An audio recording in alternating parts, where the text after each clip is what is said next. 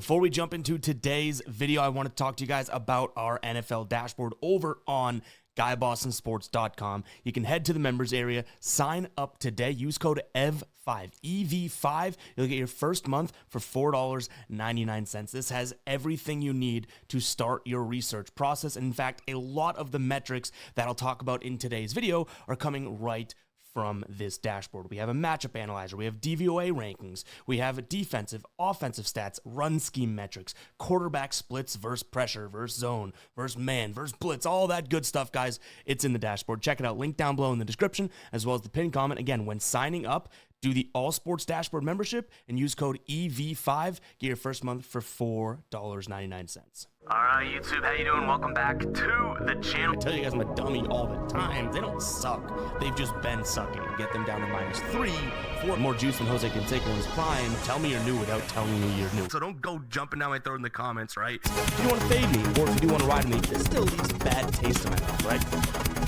And remember, more chins, more wins. All right, YouTube, how you doing? Welcome back to the channel. We got Monday Night Football, week number 11. Raiders taking on the Cowboys. In today's video, I'm going to dive into this game. I'll break it down. I'll give you my prediction on the side. I'll give you my prediction on the total. We'll talk about any other plays like player props that we like within the game as well. But as always, guys, make sure to keep an eye down on the pinned comment of this video. That's where you'll find all of my final plays, so I'm actually rolling with myself. If you do want to fade me, or if you do want to ride me, all of that is absolutely free down in the pinned comment. Let's talk about this one, because I do think a lot of people are looking at this game and they've already made up their mind real quick. But maybe there's some itty-bitty things that we can find that either might make you think of it a little bit differently or confirm what you're already thinking, right? So let's go ahead and dive into it. Right now, Raiders getting 3.5 points, so a key number at home. That total sitting at 50.5. This is a Las Vegas team that is coming in with a 2-7 record straight up, a record of 1-3 at home, and 3-5-1 against the number so far this year. Dallas, a little bit better, right? But they haven't looked as good as you might think. They're only 3-5-1 straight up, on the road 1-4, and they've lost 3 of their last 4 games. Carolina, then they beat Washington, and then they lost to Denver and Arizona. So though you think of this team and the offense is going and rolling, they really haven't been playing the best of football, and honestly, that's because of their defense, which we'll talk about in just a second. In terms of injuries, it really isn't the most riddled game here. Dallas, Elijah Clark is questionable, and then Jackson Powers Johnson has been moved to IR, the guard for the Raiders. So 2 injuries to note. I guess the only one to monitor would be Clark. But again, this defense stinks so much. Does it fully matter? We'll see. But let's talk about this Raiders offense versus the Dallas defense. Then we'll flip it, talk about Dallas's offense versus the Raiders defense. We'll get into our spread lean, our total lean, and then I have a few player props I want to share with you in today's video. If that all sounds good, hit that like button, hit that subscribe button. Make sure you're dropping all of your favorite plays down in the comments. I love reading it. I love seeing what the community is rolling with, but you're also helping out anyone that is looking for additional insights or added plays to their card for this game. So go ahead and drop your favorite plays and the reasoning down in the comments. So Geno Smith and this Raiders offense really isn't anything to write home about, right? So far this year, they're only averaging 15.4 points per game. So second last, not dead last anymore, second to last in the entire league. Rushing yards, 3rd worst in the entire league, and passing yards, I think they're the 5th or 6th worst. So not exactly the best, resume in terms of how good or bad this offense has been this year, but they are playing the Dallas Cowboys, and we know that this Cowboys defense seems to make every team, no matter how good, no matter how bad, like 5x their offensive performance, because this Dallas Cowboys defense has some massive holes, right? They're allowing 30.8 points per game to their opponents, so doubling up, quite literally doubling what this Raiders team does on their own, right? 15.4, 30.8.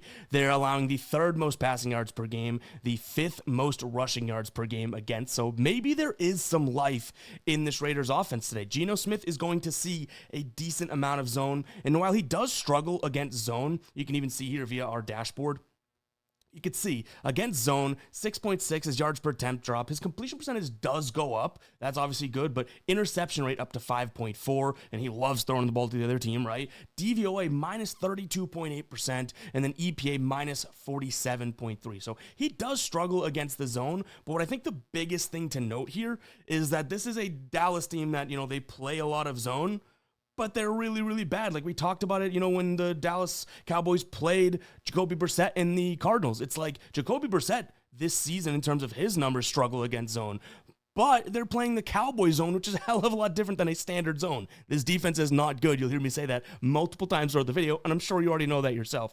The big thing that I do want to call out, and I guess this is the only feather in the Cowboys' defensive hat, would be that they are 11th in pressure rate.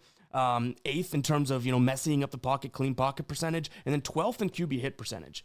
Geno Smith, when facing pressure, yards per attempt drops down to 5.4, completion percentage drops down to just over 50 at 51.6%. Interception rate goes up to 6.5%, big yikes, and his DVOA negative 119.6%, and his EPA negative 63.8. So maybe, just maybe, this Dallas pressure can give Geno a hard time in a sense, right? But again, I don't really trust the overall defense behind that pressure. So I'm assuming Geno Smith will be okay. On paper, it looks like it might be a really bad spot for him. Zone, and even the pressure, right? But realistically, it's like, yeah, on paper it's bad, but the minute he opens the door and sees that Dallas defense in front of him, I think his appetite gets a little bit bigger, because this is a Dallas defense that is just letting quarterbacks absolutely torch them. We saw Russell Wilson, throw for 450 on them. Caleb Williams threw for just under 300. We saw Jordan Love. He's been struggling offensively. He threw for 317 against them earlier this year. We saw Justin Fields, another guy that's struggling. He threw for just under 300. And then recently, Bo Nix, who's had a very up and down year, threw for nearly 250 on this Dallas team. Geno Smith is no worse, no better than some of those names we mentioned, right? So I could see Geno having a decent enough game, even though the zone and the pressure and all that. I think this Dallas defense is honestly that bad for the most part. Now, from a rushing attack perspective, this is something I'm very curious about because, and we'll get into guess why, because I could see this being really good or really bad, depending on what this Raiders team decides to do. Now, we know Ashton Jeanty is obviously really skilled and he's a really good player, but he hasn't had the best of seasons. Now, it's not all his fault. It's just rush attack as a team, and even the play calling really hasn't been all that great. But yeah, they're 30th in yards per carry. Not too great. 29th in terms of yards per game. Not too great. Now, this is what I'm talking about in terms of I'm curious to see how they do this and very interested to see what they do, because they run two different types of, schemes in terms of their run game. You could see it here. They don't run any man. They'll run inside zone and outside zone. In Dallas, very good defending the inside zone, but against the outside zone, 20th in yards per carry, 18th in EPA per attempt, 24th in success rate, 27th in yards before contact, and 20th in explosive run rate. Well, guess what? This Raiders team, explosive run rate, the fourth highest explosive run rate in that outside zone. And even looking at Jeanty specifically, this is where it gets kind of crazy. 2.7 yards per carry in the inside zone. Okay, well, hopefully they don't do that because Dallas is good at it, and Jeanty, obviously, that's not his preferred rush scheme in terms of his success. In the outside zone, 5.3. Yes, 5.3 yards per carry. If I'm sitting here just with a camera and a microphone saying, hey, we got to run the ball outside zone here, that's how we can beat this Dallas defense and get Ashton Jeanty going. If I'm saying that, I would hope a room of professional coaches and schemers and scripters, all that, I would hope they know that's the case, right? And Jeanty had a really, really good game. Just one really good game so far this year, and it was against the Bears. The Bears are another team that really, really struggle against the outside zone. So I see some parallels there that maybe, just maybe, as long as the coaches have half a brain, we could see some ground success against this Cowboys team, who overall are not a very good defense, right? I mean, 28th in yards per game, 24th in rushing yards per carry. So yeah, in terms of DVOA ranking as well, they're 29th. So it's like, even outside of the schematics of the inside zone, outside zone man duo splits, they should have some success. The fact that they have a little bit of a kryptonite for this Dallas defense in that outside zone success, which Jeanty likes to run, they've had some success doing, fourth highest explosive run rate, we could see some nice ground game, like I mentioned, out of this Raiders squad. So I do think that we could see some, consistent offense, which is not necessarily a couple words that are paired in sentences a lot with the Raiders. But again, Geno Smith, I'm willing to sit here and say that, yeah, it's not the best position on paper, but we've seen quarterback after quarterback torch this Dallas team.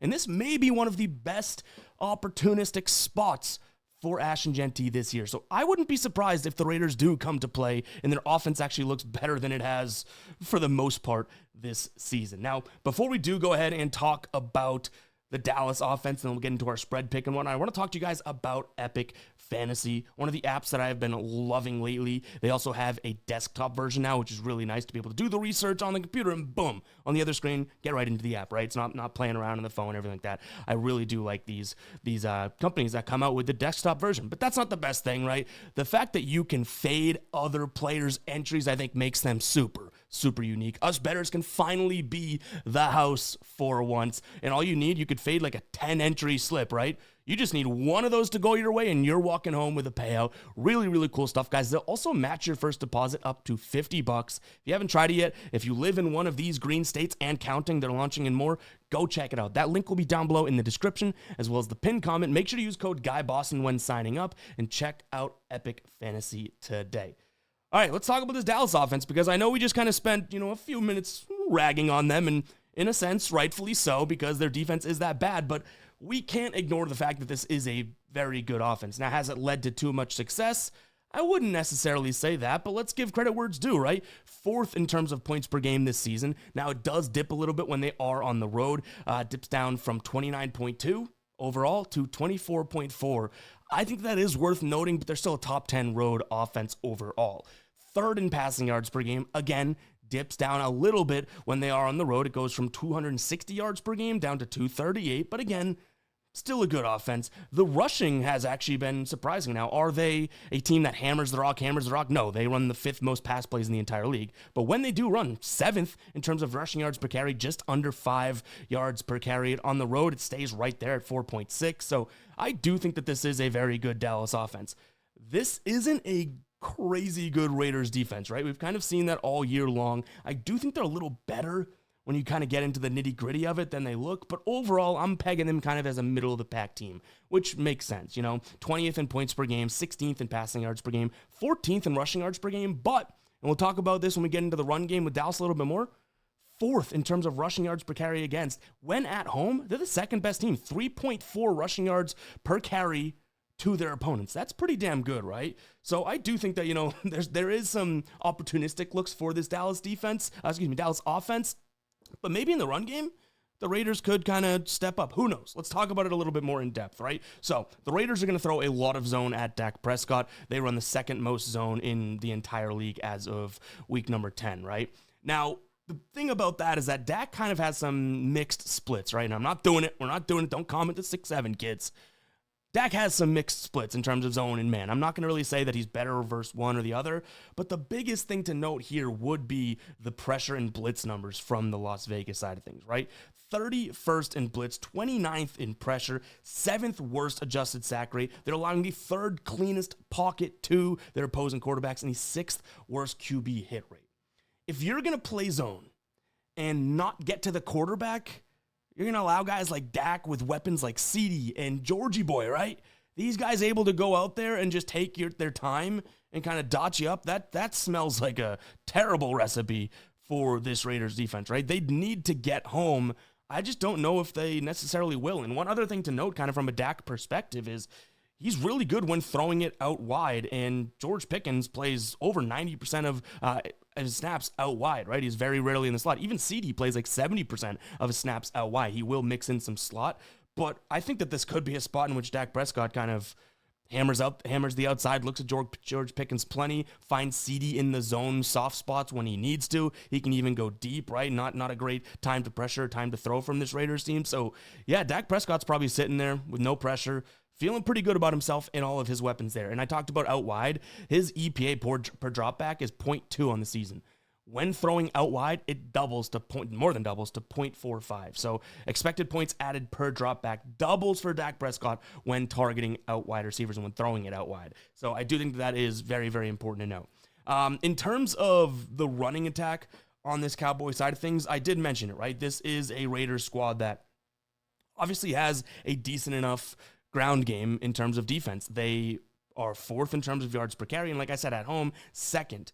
But, and this is where, it is a big but to note, this is a Dallas team that runs the inside zone. Now, like I mentioned, they don't run a ton, but when they do, I would say they lean slightly towards the inside zone. That's actually by far and away the worst run scheme defending on the Raider side of things. So I think that this Dallas team can run the ball if they need to, and keyword being if, because if you just put the ball in Dak's hand, again, no pressure coming your way with a wide receiver 1A and 1B running routes, I do think that we could see some Dak Prescott-like prolific performance here, and they might not even need the ground game overall. But in terms of where we go from a side and from a total perspective, there's nothing that really points me in the Raiders' direction.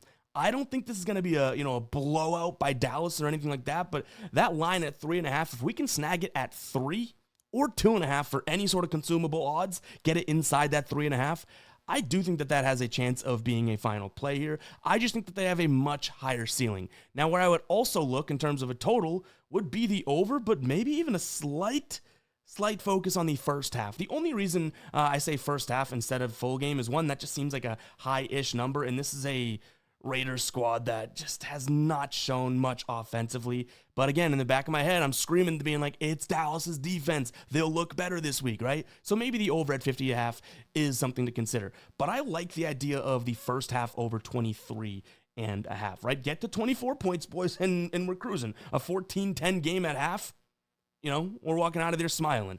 Dallas has hit that in 8 of their 9 games so far this year. 8 of their 9 games. That's incredible, and 5-0 on the road. The problem is that the Raiders are literally the inverse. 1-8 to the over in their 9 games, and they have not done it at home this year. So I guess it's kind of like a pick your poison. I do believe Dallas is the better team, and they should operate and kind of control the game flow. So I'm going to give them a little bit of an edge there. But, ultimately, if the Raiders go out there and somehow, some way don't contribute much or carry their water against this really bad Dallas defense, then I don't know, we have this game pegged all wrong. They've played some good defenses too. New England, the Chargers, Jacksonville, Kansas City, Denver. If you want to include Tennessee as a good defense, maybe, probably not. But, they have played some decent enough defenses where it's like, it's not that shocking that they weren't able to go out there and just absolutely torch, right? And also, both these teams, top 10 teams in terms of throwing the ball in the first half from a pass play perspective. So, yeah, I like that. They should be able to run when they need to. And again, Geno Smith against a Dallas defense, I think he'll do okay. And Dak Prescott, all signs point towards him being able to take his time and deliver some really good balls to these guys. Let's talk about a player prop that I think is my favorite so far.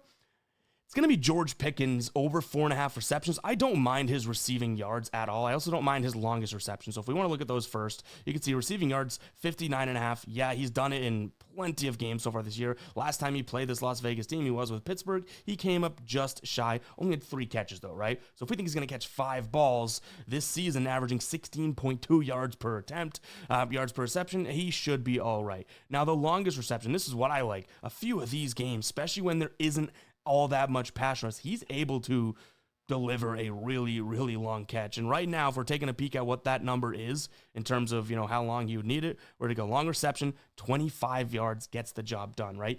Even though he didn't hit his receiving yards with Pittsburgh last time playing this Las Vegas team, he did have a catch for 31. So I think that we could, get fancy here and look at him in multiple ways. The biggest thing I like, though, is the target rate that he's getting so far, right? In the last, we'll go 6 weeks, but even, just the last couple weeks and whatnot, 11, 4, okay, that was a tough one, 11, 6, 9, 9, he's getting a hefty target share. He is ahead of CeeDee Lamb. CeeDee Lamb's way down here, which obviously that's going to look a little bit better because CeeDee missed so much time, but overall I do think that this is a nice spot for him. He's hovering right around that 25 to 30% in terms of targets, which is in the last 4 weeks, which is even higher than his season share. So I like George Pickens. I mentioned how Dak likes to throw outside. Well, George Pickens is the guy for that. He's the guy for the job, right? So I like him in multiple ways. Again, receptions, yards, or longest reception. I like Dak Prescott to kind of bounce back from a couple weeks in a row, right? Smoked by Denver. And honestly, Arizona kind of controlled the hell out of this game for the most part. I like him to throw for 2 touchdowns. Now, it's a lot of juice. I get that. If you don't like that look, then maybe it's just a pivot to his completions. Go out there and throw 24 completions. You can see completion percentage against, this is a bottom 10 team in Las Vegas. I just think that Dak has a little bit of a resurgence game, and obviously that correlates to me liking the George Pickens look. We flipped it over to the other side of the ball, and I'm looking at Ashton Genty. 59.5. Now, we cashed his rushing yards in our Thursday Night Football or whatever game that was. Was it Thursday Night Football last week or 2 weeks ago? And he had 60, right? We had him over 54.5. He cashed it kind of with ease, even though it was a low-scoring game. I know it doesn't look like it, but he did. This is the thing that I want to note, though. His rush attempts, right? So if they say, okay, it's juiced, heavily juiced to the over at minus 145 for 16.5. I'm not saying take the rushing attempts, but his average yards per carry so far this year, right? If we look at 2025, average yards per carry is at 3.8. You multiply that by, I mean, even less than that. I think like 3.6 times the 17 or whatever, right? We're not all mathematicians. It gets you to like 61, 62 yards, depending on what number you want to use. So if he just does what, like his, and it hasn't been all that great, right? If he just does his below average and rushes it 17 times, he gets to 60 yards. And you can see here, Dallas, rushing yards per game allowed to their opponent 28th, specifically to the running back, 26th. So it should be a decent enough spot. Look at some of these running backs that they've played, right? J.K. Dobbins, a 111 on them. R.J. Harvey, the backup there, does get his share, but 46. You had Chris Rodriguez hit his over. Rico Dowdle, 183. Breece Hall, 113. RB1s are doing all right here. So I do like the idea of, Ashton Genty continuing to maybe look a little bit better. Because again, this was that one game that he had against Chicago, who struggles against the outside zone. I'd like to see something like that again here. And he's finally crossed over into hitting his over in 5 of 9 games. And check it out at home, right? That big game came at home. I think that there are some parallels. Now, am I telling you he's going to go out there and run for 100+ yards? No, if you want to get spicy with that, hey, plus 415, plus 475, be my guest.